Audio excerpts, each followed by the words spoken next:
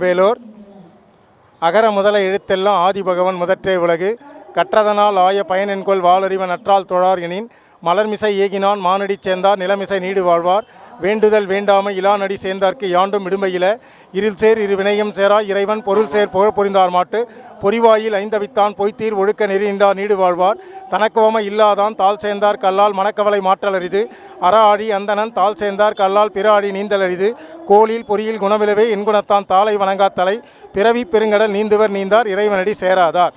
திருக்குறள் 2030 வருடங்களுக்கு முன்பு நம் முப்பாட்டன் வள்ளுவர் மனித சமுதாயத்துக்காக கொடுக்கப்பட்ட ஒரு அற்புதமான நூல். திருக்குறள் 2 வரிகளால் 7 சீர்களால் ஆன திருக்குறள்.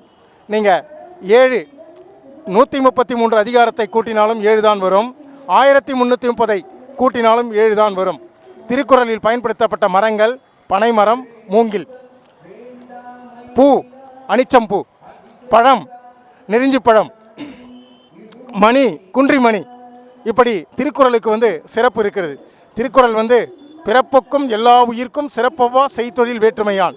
பிறப்பால் யாரும் உயர்ந்தவர் இல்லை, அவரவர் செய்கின்ற தொழில்கள் வேறுபாடு காட்டும், அவ்வளவுதான். பிறப்பால் தலையில் பிறந்தேன், தோளில் பிறந்தேன், தொடையில் பிறந்தேன், காலில் பிறந்தேன், இதெல்லாம் நம்புவதற்கு இல்லை. ஏனென்றால் வையத்துள் வாழ்வாங்கு வாழ்பவன் வானுரையும் தெய்வத்துள் வைக்கப்படும். ஒரு மனிதன் எப்படி வாழ வேண்டும் என்ற அறநெறியை பின்பற்றி அவன் எந்த அளவுக்கு மிகச் சிறப்பாக இந்த மானிட சமுதாயத்துக்காக உழைக்கின்றானோ அந்த வாழ்க்கை தான் ஒரு உயர்வான வாழ்க்கையாக இருக்கும். வீணால் படாமை நன்றாற்றி நக்தொருவன் வாழ்நாள் வழியடைக்கும் கல். அதாவது ஒரு நாள் தவறாமல் யார் ஒருவர் நல்ல அறப்பணிகளை செய்து கொண்டிருக்கிறார்களோ அவர்களுக்கு அடுத்த பிறவி என்ற வழியை அந்த அறமாகிய கல் அடைத்துவிடும். அதை மறந்துவிட்டு மனிதர்களிடம் விழிப்புணர்வு இல்லாத ஒரே காரணத்தினால் இவர்கள் நான் காசி போகிறேன், ராமேஸ்வரம் போகிறேன் என்று கோயில் கோயிலாக தன் கால் தேய அவர்கள் போகுவதால் எந்த பயனும் இல்லை. ஒரு மனிதன் எப்படி இருக்க வேண்டும் என்றால் ஊருணி நீர் நிறைந்தற்றே உலகவாம் பேரறிவாளன் திரு. ஊருக்கு நடுவே வெட்டப்பட்ட ஒரு குளம் எப்படி எல்லா பறவைகளுக்கும் அனைத்து ஜீவராசிகளுக்கும் அனைத்து உயிரினங்களுக்கும் பயன்படுகிறதோ அதை போன்று ஒரு மனிதன் இருக்க வேண்டும். அதுதான் சிறப்பான வாழ்க்கை.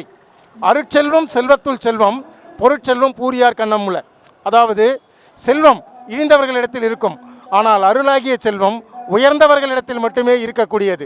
அந்த உயர்ந்த செல்வத்தை நாம் பெற வேண்டுமானால் நாம் திருக்குறளை படிக்க வேண்டும், திருக்குறள் வள்ளுவர் வழி நடக்க வேண்டும். அதாவது உழவு என்ற ஒரு அதிகாரத்தை வள்ளுவர் கொடுத்திருக்கிறார். உழுதுண்டு வாழ்வாரே வாழ்வார், மற்றெல்லாம் தொழுதுண்டு பின் செல்வர் என்று சொல்கிறார்.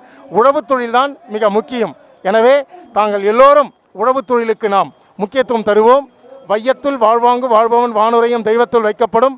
ஆள் போல் தழைத்து அருகு போல் வேரூன்றி முற்றம் முசியாமல் மூங்கில் போல் திருக்குறள் தந்த திருவள்ளுவர் போல் ஆத்திச்சுடி தந்த ஔவையை போல் 16 செல்வங்கள் சிறப்போடு பெற்று அறம் தவறாமல் பல்லாண்டு வாழ மக்களுக்கும் அனைவருக்கும் திருவள்ளுவர் சேவா சங்கத்தைச் சேர்ந்த நிர்வாகிகளுக்கும் பத்திரிகை நண்பர்களுக்கும் அனைவருக்கும் புத்தாண்டு பொங்கல் நல்வாழ்த்துக்கள். வாழ்க வள்ளுவம். நன்றி, வணக்கம்.